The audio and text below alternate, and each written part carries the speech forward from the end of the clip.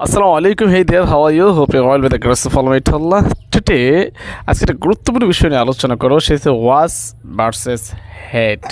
এই দুইটা বিষয় নিয়ে আমাদের ভীষণ খটকা লাগে। ছোটোবেলায় যখন আমাদেরকে প্রশ্ন করা হতো, স্পেশালি আমি ছোটোবেলায় যখন ক্লাস 8-এ পড়েছিলাম, আর প্রশ্ন করেছিল যে তুমি বলো তো তোমার বাবার একটি গরু ছিল, ইংলিশ করো। তুই বলছো my father was a cow, অর্থাৎ আমার বাবাই একটা গরু ছিল, সেটা বলেছিলাম আমি। ফ্যান্টাস্টিক না? আচ্ছা, সেটা আমরা শিখবো। সেটা হচ্ছে ওয়াজ, নিজের ব্যক্তিত্ব বুঝাইতে, নিজের কোয়ালিটি বুঝাইতে, হ্যাঁ, নিজেকে কিছু বুঝাইতে, নিজের কিছু বুঝাইতে, সেটা হচ্ছে ওয়াজ। যেমন I was a good boy, আমি একজন ভালো ছেলে ছিলাম। আই ওয়াজ এ টিচার, আমি একজন শিক্ষক ছিলাম। ইউ ওয়ার এ টিচার, তুমি শিক্ষক ছিলে। দে ওয়ার এ টিচার, তারা শিক্ষক, তারা নিজেই ছিল। দেমসেলফ, তারা নিজেই কিছু ছিল। তাহলে ওয়াজ ব্যবহার করবে। এখন তুই বললাম আই ওয়াজ এ ইঞ্জিনিয়ার, আমি একজন ইঞ্জিনিয়ার ছিলাম।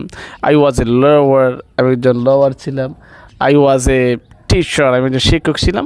আর যে হেড কখন ব্যবহৃত করবেন? হেড হেড মানে হচ্ছে মালিকানা কোনো দিন। যেমন আমার একটা বাড়ি ছিল, আমার একটি গাড়ি ছিল, আমার একটি হসপিটাল ছিল, আমার একটি বিশাল ইন্ডাস্ট্রিয়াল ফ্যাক্টরি ছিল, তখন আমরা হেড বলবো।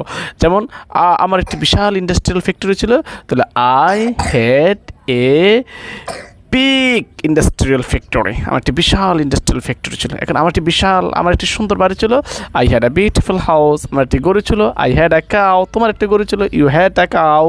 তাদের একটি গরু ছিল, দে হ্যাড আ কাউ। এখন তাহলে আমার একটি বিশাল বাড়ি ছিল, I had a house. Thank you so much for watching this video. আশা করি সবাই শিখতে পেরেছেন ওয়াজ কথায় ব্যবহার করবেন, হ্যাড কথায় ব্যবহার করুন। আসসালামু আলাইকুম রহমতুল্লাহ।